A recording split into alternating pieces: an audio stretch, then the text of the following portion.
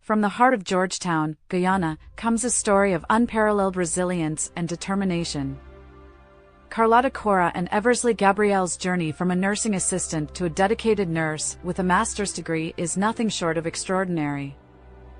Her unwavering faith and perseverance have guided her through personal traumas and adversities, including the heart-wrenching loss of a child. In I Rise, Carlotta shares her profound life story, bringing authenticity and a deep sense of compassion to every page. Through her unique experiences, she illuminates themes of faith, struggle, perseverance, and the profound impact of grace in her life. Carlotta's narrative is not just about surviving hardships, but thriving through them, turning pain into purpose. As a nurse, Carlotta has dedicated her life to caring for others, embodying compassion and empathy in her work. She has been a beacon of hope and a source of strength for many, leading by example and inspiring those around her. Her story reflects her commitment to positive change, demonstrating how one person's journey can uplift and empower others. I Rise is more than a memoir. It is a heartfelt journey that touches hearts, inspires minds, and uplifts spirits. Carlotta's legacy is one of hope and inspiration, reminding us that within every struggle lies the potential for transformation and strength. Her words encourage readers to find their inner resilience and to believe in the power of grace and perseverance. Discover the transformative power within every struggle, and let Carlotta Gabrielle's story remind you that strength and grace lie within us all. Through her story, Carlotta seeks to motivate, empower, and encourage, proving that no matter the challenges we face, we have the ability to rise above them and create a legacy of hope and inspiration.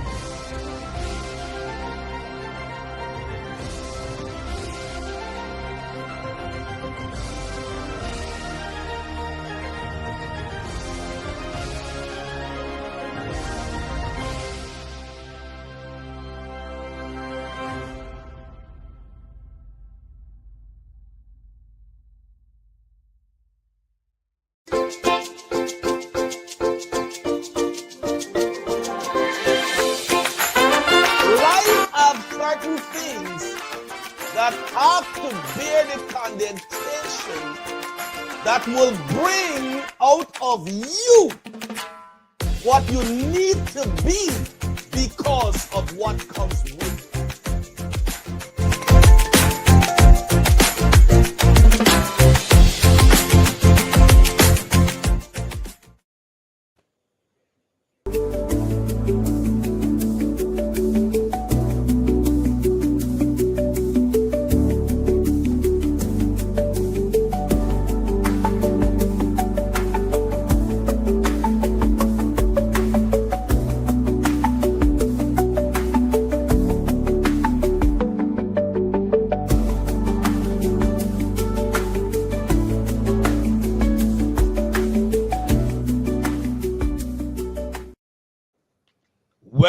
Welcome to the Conversation Motivational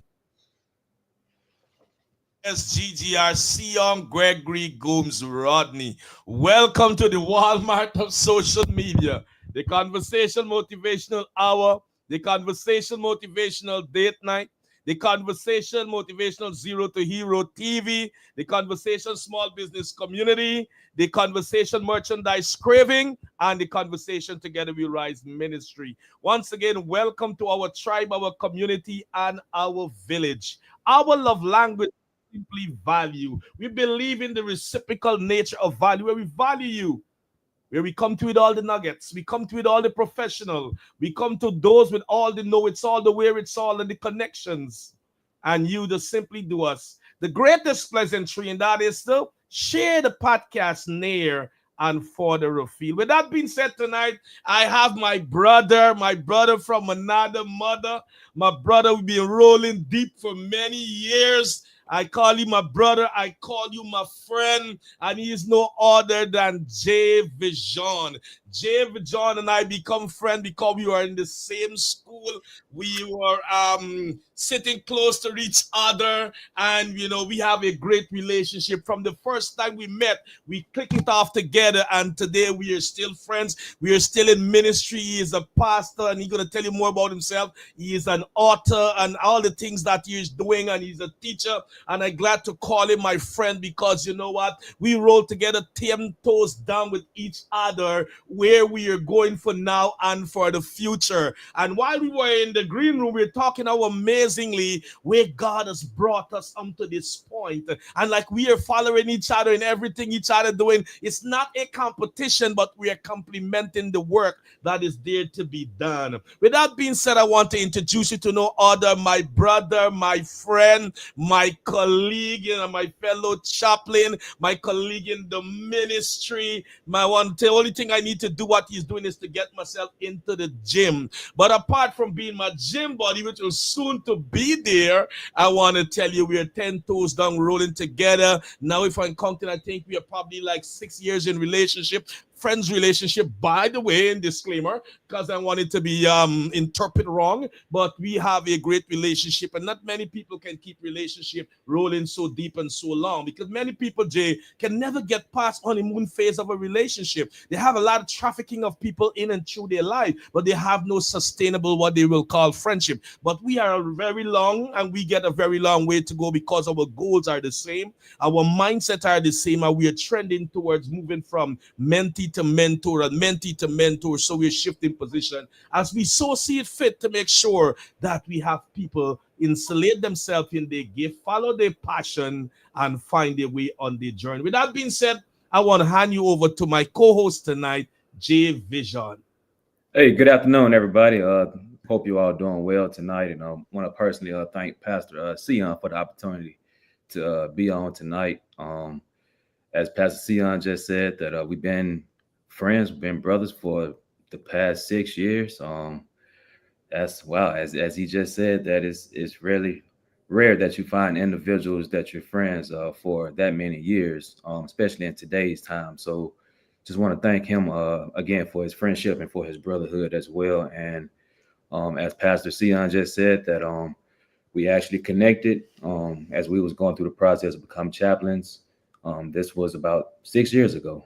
It seemed like it was just yesterday. Time really flies. Time flies, man. Also, I'm a published author. I have actually written 3 books. Also, just worked on a workbook that basically goes with my third book, Moving Past Your Pain. So my workbook that I have is for educators, all of our men, students and student athletes, as well as leaders in the marketplace, as well as leaders within the faith, those that are in ministry. So that workbook is basically going to be used for different workshops that I'm going to be putting together for all these individuals. So those are things that I've done, as well as ministry. Been a pastor for the past 12 years. I actually stepped down this past year, back in the fall. I'm currently now serving with Revealed Church in Villa Rica, Georgia, as the outreach coordinator under the leadership of Pastor Rodney and Pastor Shelby Rogers. So I just want to thank them for giving me the opportunity to serve with them as well. Also, I have more. Yeah, take all time, take all the time, man. Before you get there, though, Pastor J, when you thought about stepping down, I remember you told me that we were talking in the green room. It was a long time coming, but in my mind, I didn't see it forthcoming, because that wasn't an easy decision to make. Because the many people can, step down from a position because they want to do transition and not fulfill the passion is fire in my bones. And what I mean, just go back to be an usher, would I just, be the camera guy behind the camera and moving from the pulpit to the pews and not knowing. But man, that was a big decision. And God has find a place for you to work at the labor. So continue to tell us more of what you do and And I just want to add more to that, Pastor Seon. Actually, when we met 6 years ago, you know that I was actually going back and forth from Atlanta to Alabama every week, if not every week, every other week, serving this great church in Tuskegee, Alabama. And even during that time, I didn't know what my plans were. Only but God knew what my plans were. And even throughout those 6 years, even moving forward after we had connected.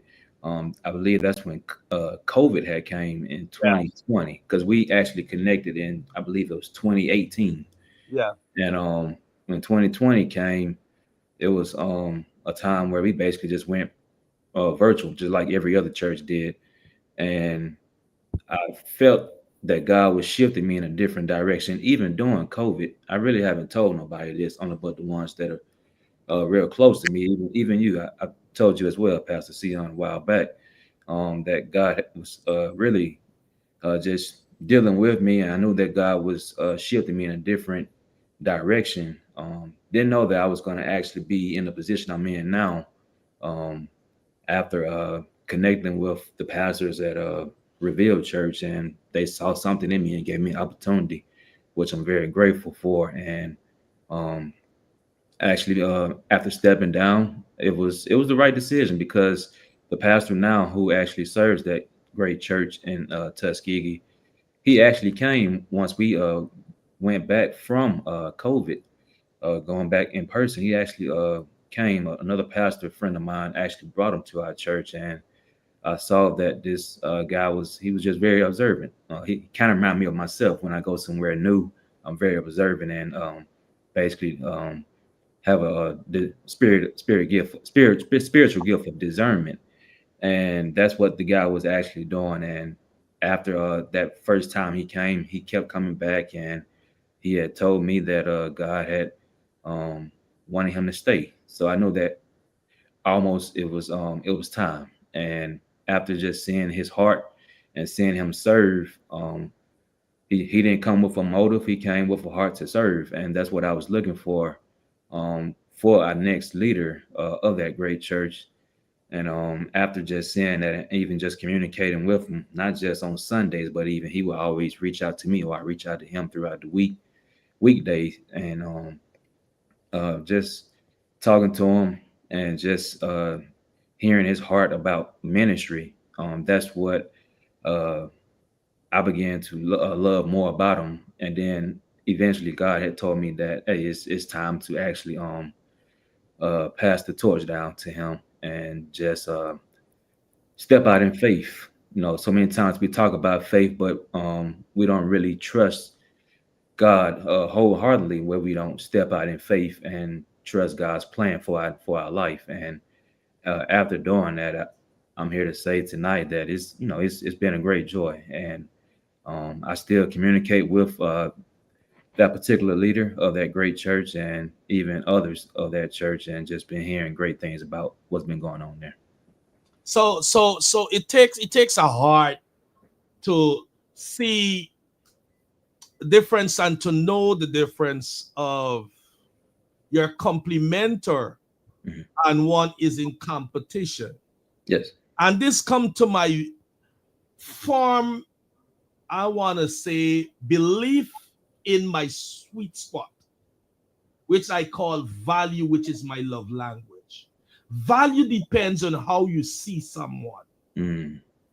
And I'm glad that you saw him as one that is complimenting, and right away you put a value on him. Yeah. Because too many people can see and value what they see. And this is the problem with Jesus. They see Jesus, but they cannot see Jesus as the value as the Son of God. Wow. They see Jesus as yet another Jesus, because in those days there are many people named Jesus. Jesus, right? Yeah. So they see him as Jesus, Hmm. the next Jesus. But they can't understand the Christ, because this Jesus with another name, the surname, but this Jesus have the Christ, Yeah. meaning the anointed one in all of his anointing. So the ones that see him through the spiritual eyes see the value, Hmm. and they saw the value, and also they said, "This is the Christ." The disciples could not see the value to put on Jesus as the Son of God more than Peter. So they don't have a problem with Jesus teaching.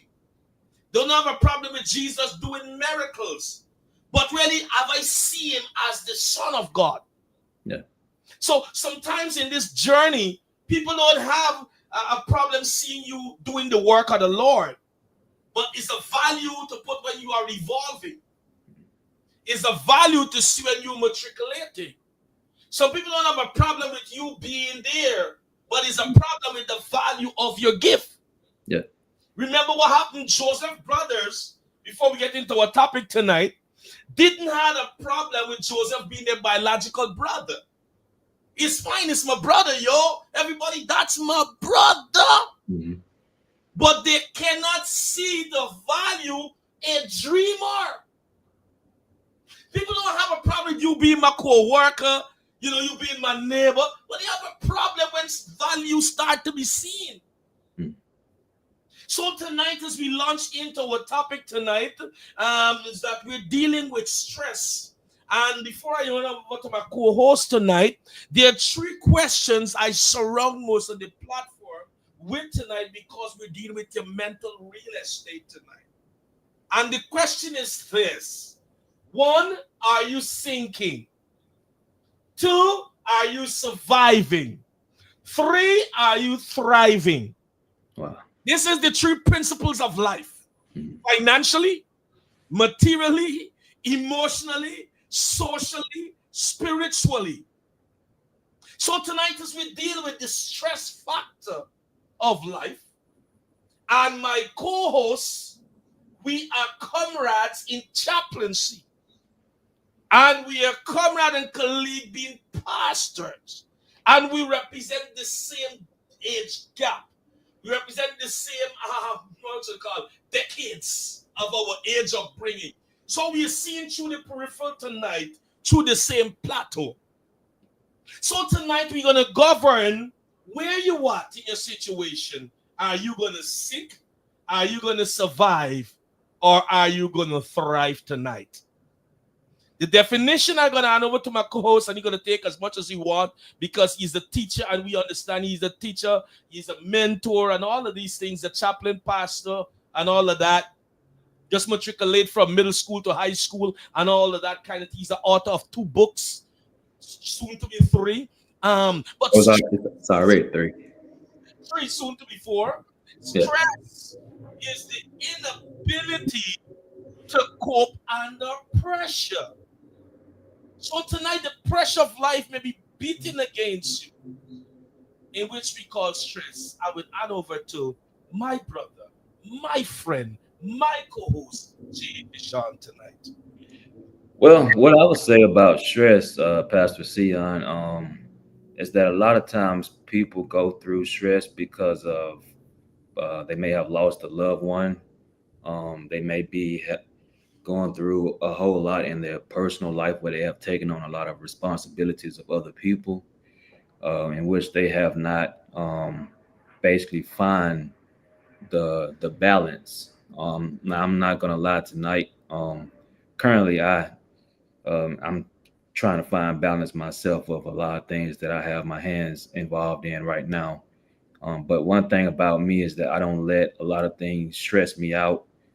I learned to basically disconnect myself from certain things or certain individuals and or try to reset altogether. And even with that, I try to most importantly take care of my health, because if you don't take care of your health, everything that you want to do in life, or even for those that are trying to grow a business, or even for those that basically want more financially, if you don't take care of your health, all that don't mean anything. Because this past week, I've heard a lot of things that have transpired with several individuals, but the biggest thing that I would say when it comes to stress is have a strong community. Because if you don't have a strong community, these individuals from the spiritual side is not going to keep you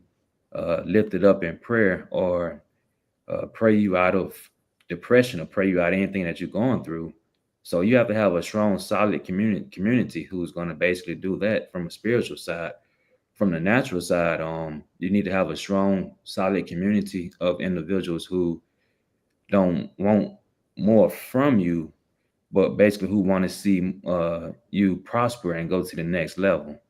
Because a lot of times people want to take more from you, but you have to learn how to have a strong, solid community of individuals who want to see you prosper and go to the next level. And if you have a strong, solid community of these individuals, um, certain things that you're going through, it really won't you really won't be stressed out about. So I'll say from a bereavement perspective, that's the biggest thing because a lot of people um, are stressed out, and then if you isolate yourself from individuals and you don't have a strong community of being around individuals, that's gonna bring on depression as well.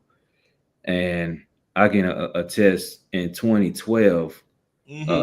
in January, I lost my uncle unexpectedly, and then a few months later, I lost my grandmother, and my grandmother was the mother of my uncle, and she was real close with her baby son, and it really did something to her. And after we had to bury my uncle, which was her baby son, she had a massive heart attack sitting on her porch. And I can remember my mother had told me to drop what I was doing because I was in the library at my university as I was working on my undergraduate degree, and I was studying for a major test coming up. My mother told me to drop what I was doing to actually go to the hospital. And luckily, the hospital was not too far from my university where I was attending. So I was able to go to the hospital and just uh, see what was going on. And even with my grandmother being in the hospital for over a few months, I was able to just go every day and check on her and see how she was doing before she transitioned. And I mean, we talking about two deaths within a 3 to 4 month span. And I heard a pastor who have lost he lost his sister, he lost his best friend, he lost his mother. All this transpired within uh less than 2 months, if I'm not mistaken, or 3 months. And we're talking about three deaths, and we're talking about for me, it was two deaths within 3 to 4 months span. And I could have let that stress me out. I could let that basically just bring me down, and where I just went into depression mode. But I had to stay focused because the following year, I was scheduled to graduate from my undergraduate school, which I ended up doing. But um, even though it was painful of losing my grandmother and losing my uncle, but I will say that I had a strong group of community, a good solid community of individuals who was keeping me lifted up in prayer. And even throughout that time and moving forward, of seeing individuals who may have been through depression mode or may have been stressed out of losing loved ones, I was able to be in their corner and just be by their side and walk them throughout that process, because I know it's not easy of losing a loved one that you've been so close with for years, or even a few years. So I would say that's the first one, is bereavement. The second part is the reason a lot of people are stressed out is because But, um, but something hit my spirit there, Pastor J. When you said strong community, and community is a group of people that come together with the same ideology, the mm, same commonalities and constructs of thinking, with the same goal and everything to achieve and to succeed together, right? And you lost your grandmother and your uncle in that short time. yes, Plus, you were studying for your undergrad at the same time, which is hitting your mental. You understand? Real estate and grief and all of those things can quickly throw you into what we call stress. And where there's a stress factor, you cannot able to come back from that kind of thing that many people does. But I love what you said with the strong community, and I want to bring it in a proto-jail type for Jesus. When Jesus was going to the cross, you see what he asked for? He asked for a community of like-minded of people to do what? To pray, not right, to have a party, not to have a cookout, not to have a games night. But this is a pivotal role that you need a community. And that's why it's so important that you must find a community of people of like-mindedness. You may not be stressed tonight, but you can't wait for this thing to happen, then to build that community or then to be a part of that community. So tonight you're getting more than what you come to view and to listen. You come to listen about stress, but we're giving you also strategy. We're giving you also tactic. Why did Jesus sweat becomes like blood? Where it first started from his head and all this kind of thing with his sweat gland? Because he didn't have that community. His Jesus had that community, his prayer wouldn't have become like sweat. It wouldn't affect his real estate. And how we know that it affected real estate, flying over to James, Jesus asked him, can you wait with me 1 hour? Because it's real estate, it needed. It's real estate, your mental fact, what we're talking about. We're talking about the seat of your conscience. We're talking about your soul. We're talking about your rational. We're talking about your thinking. We're talking about your reasoning. Can you watch with me 1 hour? I need this community now. I'm about to take on the whole world. I'm about, because I'm a man. I know Christ got it, you know what I mean? Because I know I'm anointed for this task. But still the human part must, I'm a human. And because I know it all things, I know this human thing is about to bear. What we're saying tonight, don't wait for stress to come your way. Don't wait for depression to come your way. Then looking for a community. I want the community to, you know what happened, especially in the gospel fraternity, because we are both pastors. People wait until things happen. I want this community to drop everything and run and sing Kumbaya behind them. We don't really know. We got you like that. You know what I'm saying? And this will happen with Jesus too.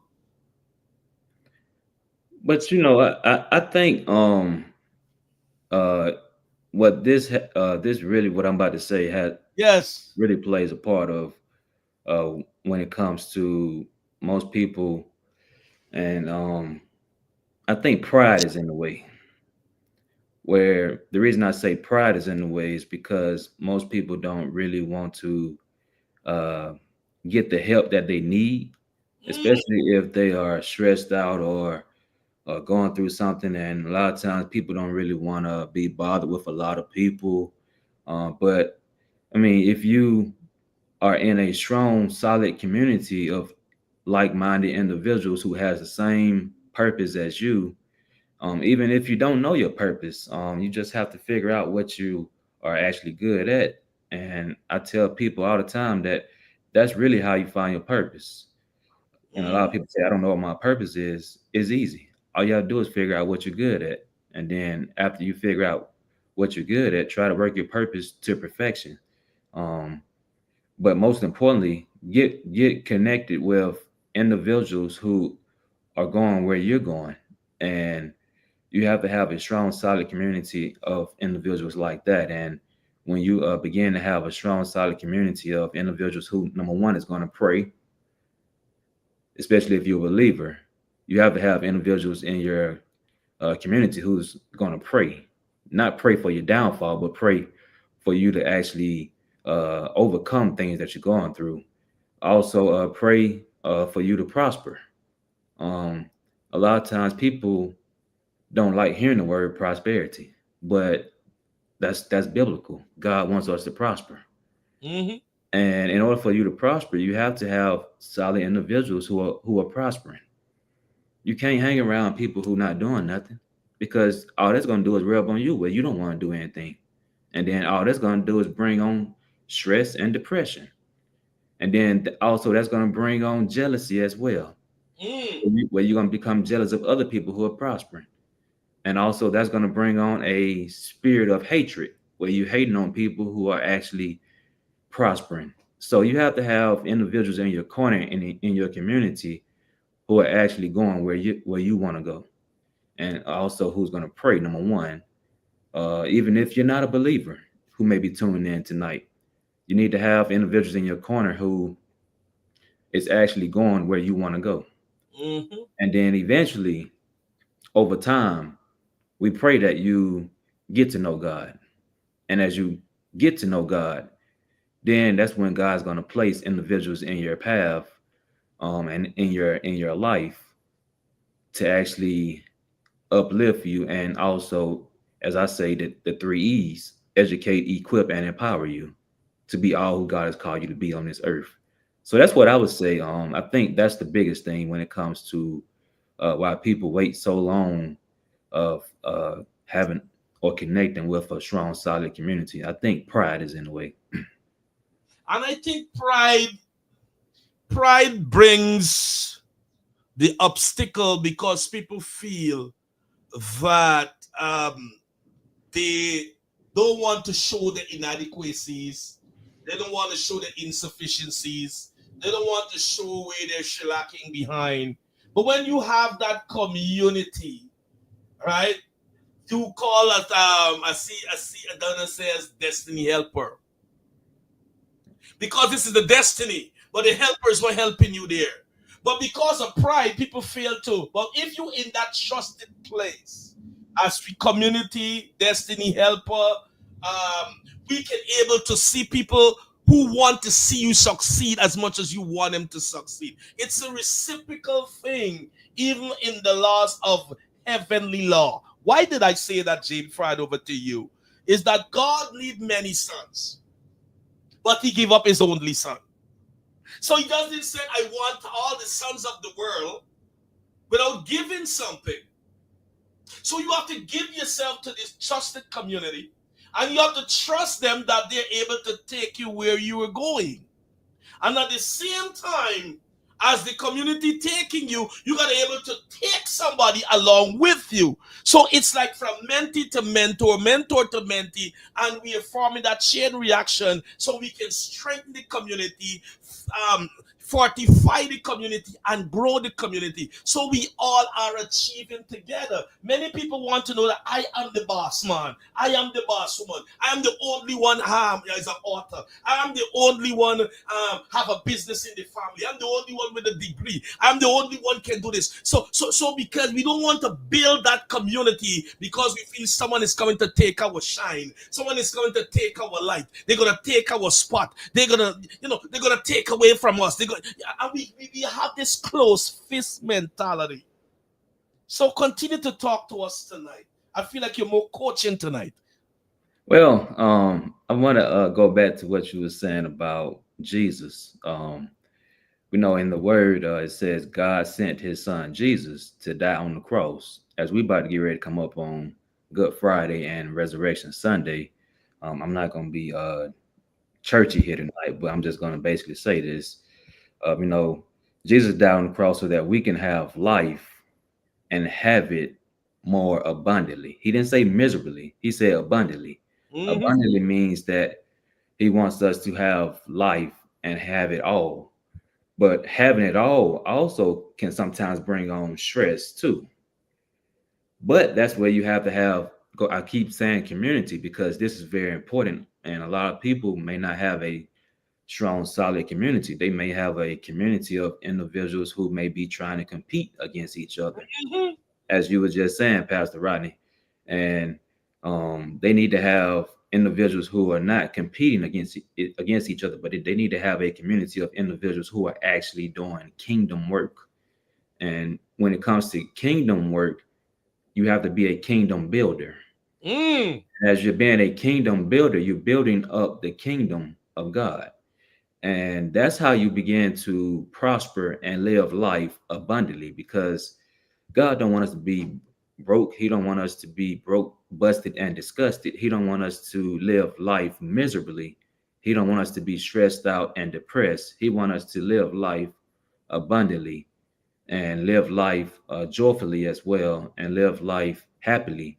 And if we just have a strong, solid community of individuals who are actually building the kingdom together and not competing against each other, we're going to begin to see how everybody is going to prosper. So that's what I wanted to just add on to what you were just saying, Pastor Seon. And let's see what the community that we are part of tonight and what the tribe and the village is saying. Let's go to the village corner, Pastor J. Rachel Gray says, as a leadership coach, I know firsthand that you can assist on a dream, but can give someone a dream they don't have. Oh my God, that's powerful. Dr. Carlene Stevens says, yes, Pastor, yes. Rachel L. Gray says, let's go, Ambassador J. Vision. Adona A. Martin said, Destiny Helper. Dr. Stevens said, yes, absolutely. Apostle J.D. Prasad said, amen. Apostle J.D. Prasad says, good night, blessings, everyone. Pastor Simonet Seely Rodney says, strong support team. Dr. Carlin Stevens said, yes, that is true. Have a strong community. Lucia Crawford say, good night. Simone Williams say, blessing. Dr. Stevens says, good evening, kings. So tonight, when you have a community, it's important for us to understand that we complementing each other. And the word of God in cautionary tale for us to understand. Some with the hymn, some with the psalm, some with the testimony. When we come together, it's a beautiful thing for us to build up ourselves and to build up each other, because we all have different specific. And I think that probably sometimes we not understanding our own specificity, that what we're specific to do. Like this afternoon, I had something to tell a brother that I want to help him with a project that I want to help him to elevate to. But within my mind, I just be careful because it was a burden on me, Pastor G. For like 3 weeks, I'm talking to this brother, but every time I should share it with it, something is keeping me back. So I released it to him this afternoon. I said, brother, this is of no envy God give me to give you. But honestly, I had it 3 weeks, and just forgive me. Sometimes we got to let to see people succeed even better than us, because there is enough for every one of us.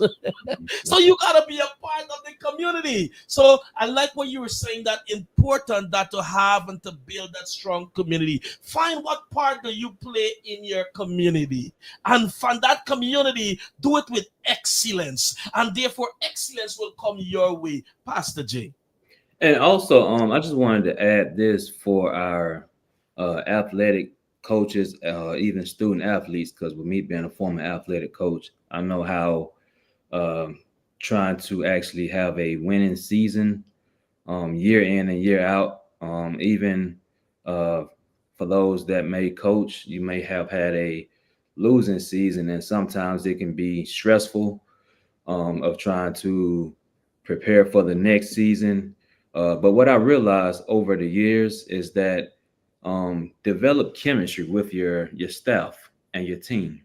Um, Try not to put so much emphasis on just the X's and the O's for all my football coaches and even basketball coaches or whatever sport that you coach. Try not to put so much emphasis on that, but try to also implement bonding with your entire program, where you all are doing things together off the field and even off the court.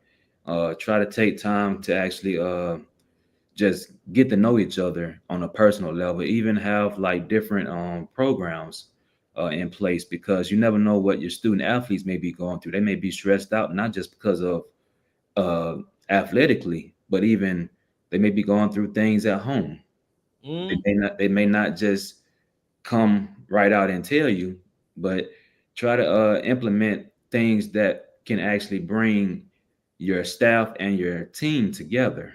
And that's what I have put together, like with this mental wellness coaching program for our students and student athletes who are actually going through stress and depression.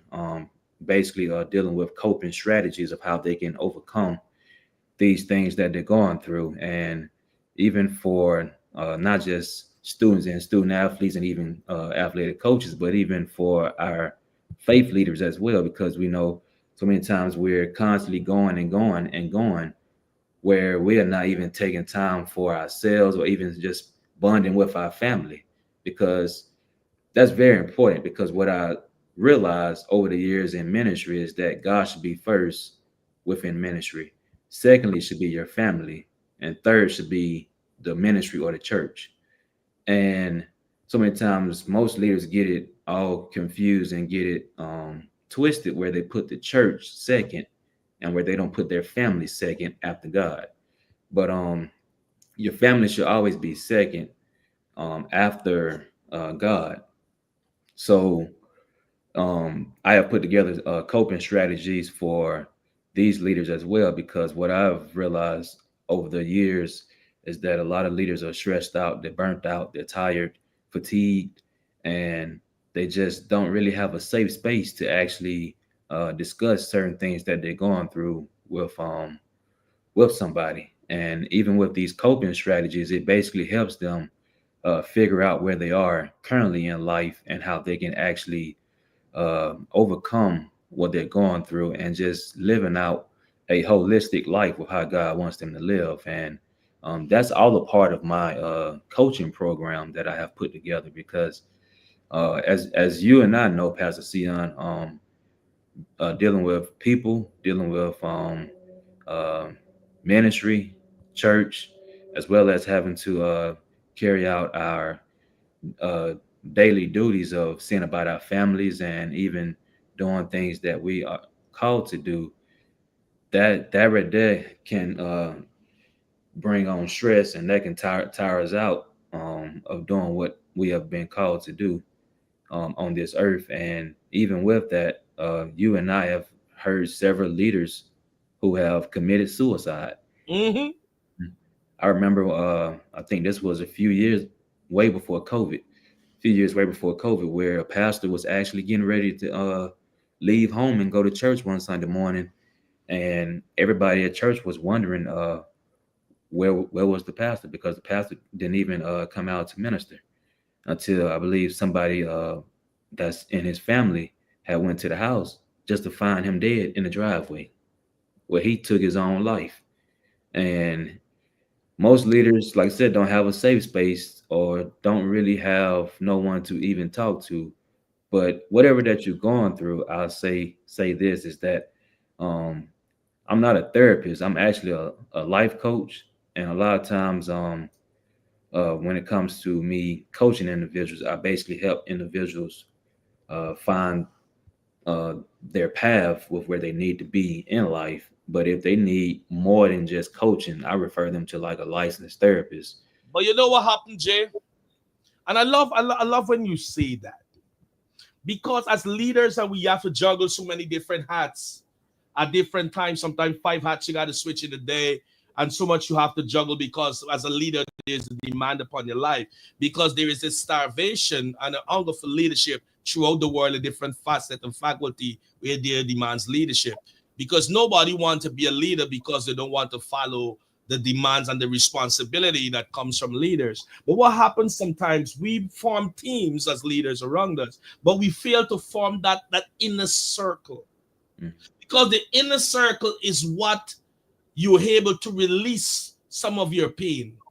The inner circle is where you could be vulnerable and they can see your vulnerability, vice versa. You can able to cry, you can able to unveil, your threat analysis, your strength, your weakness, and your threat, right? Your SWOT analysis. So what happens sometimes we fail to really build that inner circle. Let's look at Jesus because we want people to feel that we pulling things from thin air because we are pastors too. Jesus had an inner circle. And Jesus' inner circle, we were all taught that Jesus had 12 disciples, right? Yeah. But Jesus had an inner circle what the 12 disciples didn't even know. And if you don't believe me, read Matthew, Luke, and John tonight, and you're going to see they reveal more inner secrets in the writing of Jesus that many disciples do not know. Because Matthew, Luke, and John were Jesus' inner circle. Mhm. They were always in preview to information that the 12 is not fully preview to. That's why you find the only three said, drop your net and follow me. Then they start writing in sequential order, chronologically chronicling Jesus' story. So you find when you get Matthew, you find the continuation in Luke. Then you find the continuation in where? In John. What happened? We form a holistic team that because the team that we form is not fully trusted. We may say it verbally, but we not act out to the people that we trust them. Yeah. And we fail to have that inner circle. And that's why you find leadership, they get burned out, they get stressed, they get depressed, they go into early Alzheimer's, and all these things happen to leaders because they feel they can take on the whole world. Jethro even said to Moses, which is a father and a brother, delegate.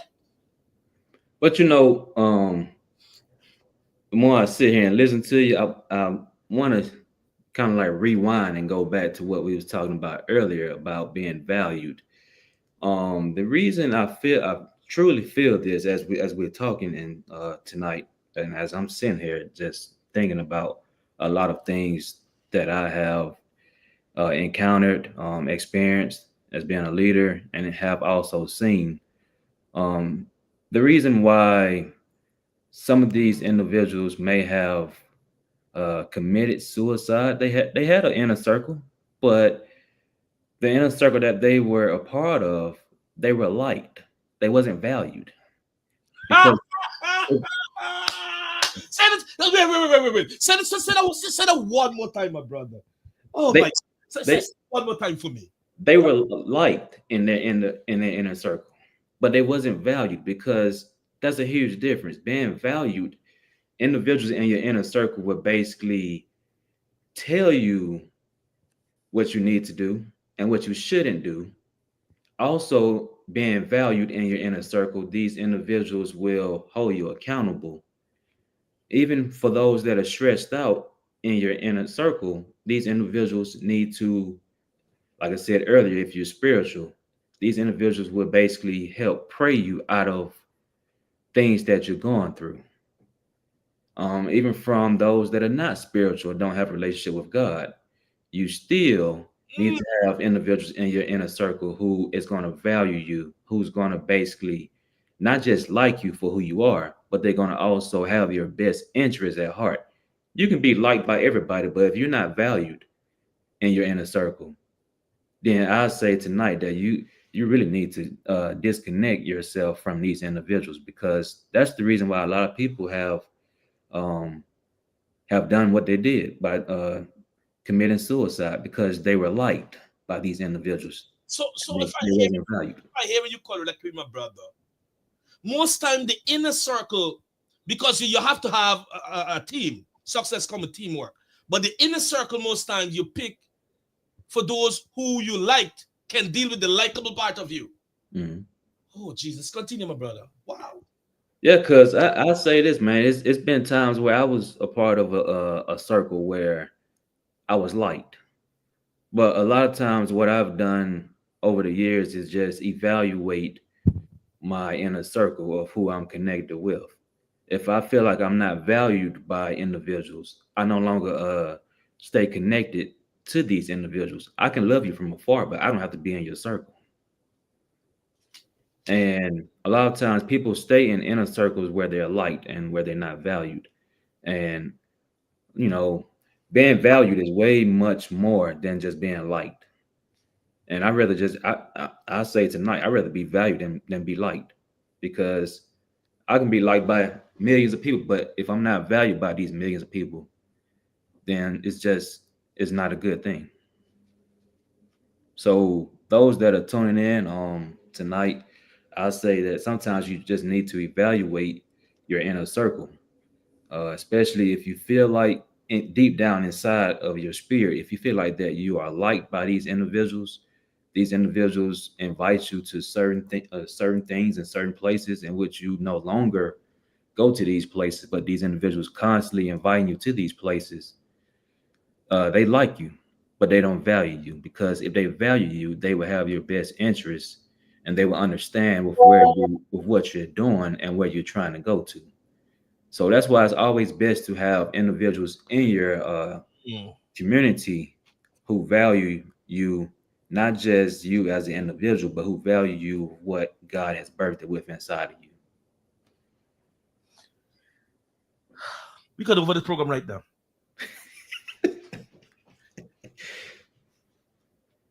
We get 10 more minutes. Continue. Continue this value being in a circle where you're not liked, but being in a circle that you value. Continue to speak on, my brother. Yeah, So to hear this tonight. So if nothing else, I know we have helped a lot of people, but at this junction, somebody is getting a moment, an encounter where they're coming home to self. They're getting a self-introspection moment of the circle, the community, the tribe, and the village. So, my brother, take this part to closing about being in this circle, light and value. Let somebody understand. Yeah, so I'll say this in closing. No, you got 10 more minutes, 10 more minutes, brother. Continue. 10 more minutes. Oh, okay. 10 more, 10 more. I'll say the community I'm a part of, everybody in the community value one another. When you are valued, people support you. There's no competition against each other. There's no jealousy. There's no hatred among each other. Individuals that are in your community, just like I'm a part of a community of DAG, Distinguished Authors Guild, and also an ambassador for DAG.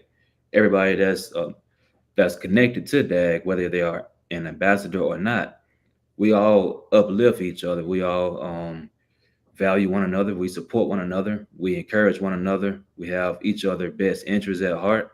Whether if we are in each other's city, if someone is having an event, if everybody or if most people are available, everybody goes out to support one another. Just like we had a huge event where we all met each other back in November of last year. Everybody supported one another. For those that won, for those didn't win, there was still no hatred. There was no jealousy. There was no envious. And that's what I love about everybody that's connected to DAG, because everybody supports one another. Just like everybody that's tuning in tonight, like Rachel, like Dr. Carolyn, Patricia, I believe some other people as well who are tuning in. We all support one another and we basically push each other to be great. And that's basically goes back to what I was saying about being valued. Although we like each other, but we also value each other. But that's the difference, man. Like people can like you all day, but if they don't value you as well, I mean, that's bad, man. Like I know a lot of people who I'm connected with that I actually got connected with recently, or maybe been connected with them for years and still connected with them. It's because I like them and I also value them, and I also have their best interests at heart. Loyal to I say loyal for forever, man. Like um, and I know they have my best interests as well. Like they always reach out to me. That's the difference. People reach out to you because not only they like you, they also value you, and always gonna encourage you, just like these individuals encourage me as well to keep doing what I'm doing, as well as stay focused, because sometimes the enemy can get you off track with what you're called to do, and they always encourage me to stay focused. So I just want to encourage each other to just evaluate your inner circle, because you don't want to just be liked and not valued. I'll say this: if people value you versus them liking you, that's that's good enough. But if they like you and they value you, that's even greater. But I'll say if people just like you and they don't value you, you may want to reevaluate those individuals that's in your inner circle, because you need to have an inner circle of individuals who are going to be solid and not just in your inner circle just to be saying that I'm connected to you. And because at the end of the day, what you don't want them to do is basically get or take from you. And you have to have a discerning spirit as well. That's what I would say as being a spiritual leader. You have to have a discerning spirit to know individuals that's in your inner circle and what their motive may be. So that's what I would say tonight to everybody that's tuning in or going to watch this a little later. Yeah, so, people value you how they see you. Remember they said Jesus, this is a carpenter son. They like him. They like the guy. The guy is a carpenter son. And they can imagine Joseph being an excellent carpenter. But they can value him being the man who's going to be the redeemer. Yeah. And people will place you where they see you. Mm-hmm. You see? You ever been to certain places and you see they rather put you at a different seat, and that's not the seat really you deserve, even though you may play a prominent role? Because that's how they see you. Yeah. They like you to put you on the flyer, but they value to people to see the value that they're putting on you. You see? Yeah. So some people see you, they value you, and then you look where they place you. Are they place you of importance? Or are they place you of, like, look what they called you when they call you. Right? Mm-hmm. You know? Because, My dad is online here tonight, right? Me and my dad, we make a little fun, right? yeah. But he said, I asked Quince, right? That's his name. But sometimes when I said dad, he don't feel it's something I want. So he value the words that I say based on what I say. So before I hand over to you, Pastor J, Carlin Stevens showed me that she value you early this morning. Remember I told you? Yeah. Early this morning, she texted me, man, my boy Jay, look at the flyer. I want to up the notch of my boy Jay. I'm following, first she said, I'm following protocol. Can I do? I said, man, you know me because, every day I make sure I check in on you and so on and certain things. You could just go ahead. And, she followed the full. And before I turned, I was in a training. When I look at my phone, man, she went and did what she had to do. Then she said, I'm bringing the community with me. And I see it happen because she value you. Yeah. And that's where she placed you. Over to you. Yeah, I was just going to say, actually, I was just going to echo what you're saying about Dr. Carolyn. She reached out to me as well this morning and told me the same thing. And that's what I would say about Dr. Carolyn, as well as Miss Gina, who's over Distinguished Authors Guild. And those two individuals work hand in hand together, and they value everybody that's in the community, and they have our best interests at heart. So I would say everybody who may be not connected with DAG or whatever that you all may be doing, find your tribe. I would say just connect with individuals who are going where you're going, because what you don't want to do is connect with individuals who are not going where you're trying to go, because all that's going to do is slow you down from your purpose with what God has birthed it with inside of you. So I would say just find your tribe, and even if you don't know your purpose, find your niche. Also figure out what you're called to do on this earth and work your niche to perfection, because I had to figure out what my true purpose was, even though I was a pastor. But I wanted to do more than just preach the gospel. I wanted to actually make an impact in people's lives outside the four walls. And that's what God had actually given me and showed me. This was during COVID. And once COVID was lifted, I was able to make those connections locally where I live at, and just work with individuals, even with the football program that I have a partnership with. The coach that I work with, he's the offensive coordinator. He not only did he like me as an individual, but he also valued me, and he saw the gift that God had given me. And after just speaking with him, he basically told me, let me speak with my head coach. And he spoke with the head coach, and the head coach had told him to tell me to come up there and during their fall practice before the season started. And this was like, man, this was 2 years ago. And I still been with these guys, man, since. And like, they not only like me as an individual, but they value me with the gift that I have and my true calling and my purpose that I have to make an impact in these young men's lives that they serve as their leaders on the field. And, just by speaking to these guys, like I remember one time I was speaking to the team, and it was several guys that came to me after me speaking to the team. They was like, thank you for the word that I gave them. And I mean, you never know who you may impact. So I tell people, especially for those that has a product, whether if you're an author, you have a story to tell. Don't let your book just collect dust, because just as you wrote the book, just as God gave you the vision to write the book, God also wants you to not market your book, but He also wants you to be the face of your book. Mm. In other words, you have to put yourself out there. Like, I'm not gonna even lie to everybody that's tuning in, or even to you, Pastor Seon. Before we connected, I was a huge introvert. I know. And over time, God basically just took me out of my element with what I was comfortable doing, and He had to get me out of my comfort zone.